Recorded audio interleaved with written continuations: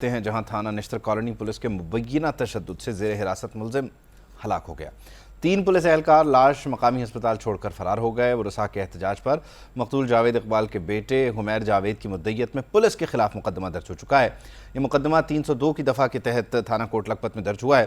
مقدمے میں ASI ریاض، غلام مصطفیٰ اور مبارک علی کو نامزد کیا گیا ہے اور یہ افسوسناک واقعہ نشتر کالونی پولیس کے ہاتھوں سرزد ہوا ہے۔ شیراز نثار ہمارے ساتھ اسٹوڈیوز میں موجود ہیں، ان سے بات کرتے ہیں، تفصیل جاننے کی کوشش کرتے ہیں۔ شیراز، کس مقدمے میں، کس الزام میں اس شخص کو حراست میں لیا گیا تھا؟ کیا پرچہ تھا اس پہ؟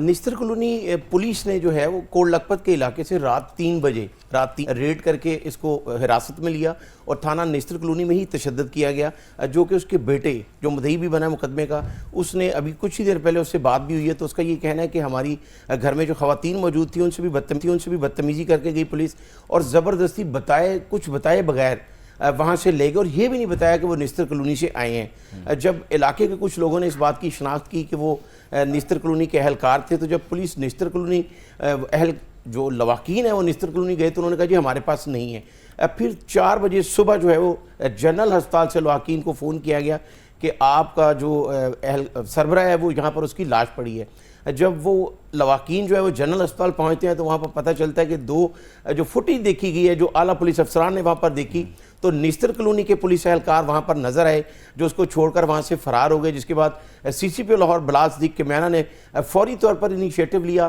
اور 3 پولیس اہلکاروں کے خلاف جو ہے وہ مقدمہ درج کر لیا گیا۔ ہوا کیا تھا؟ لے کے کیوں گئے؟ ان کا یہ کہنا ہے ابھی جو ایک کیس صحیح حراست میں لیا گیا کہ اس پر الزام تھا، ایک چوری کا الزام تھا، لیکن ایسا کوئی پروف وہ دے نہیں سکے۔ اگر چوری کا بھی تھا تو اس کو باقاعدہ گرفتار کرنا چاہیے تھا، یہ مقدمہ درج کیا گیا نہیں تھا، کوئی بھی مقدمہ ریکارڈ میں ایسا نہیں ہے۔ نہیں، یہ شخص ایک سیکنڈ، یہ جس کا انتقال ہوا ہے تشدد سے مبینہ طور پر، اس کا نام، اس کی عمر، اس کا پیشہ کیا تھا، ذرا پہلے یہ بتائیں۔ جی بالکل، یہ ایک پرائیویٹ کمپنی میں ڈرائیور ہے جو اس کے بیٹے نے بتایا ہے اور اس پر یہ الزام تھا کہ اس نے کچھ چیزیں جو ہیں وہ چرائی ہیں، تو نشتر کالونی پولیس رات کے 3 بجے اس کو گھر سے اٹھا کر لے گئی ہے۔ اس کے بعد اس کی لاش جو ہے وہ جنرل ہسپتال سے ملتی ہے، اس لیے جو مقدمہ ہے وہ بھی کوٹ لکھپت میں اسی لیے درج کیا گیا کہ لاش جو ہے وہ جنرل ہسپتال کی جوریسڈکشن سے ملی ہے۔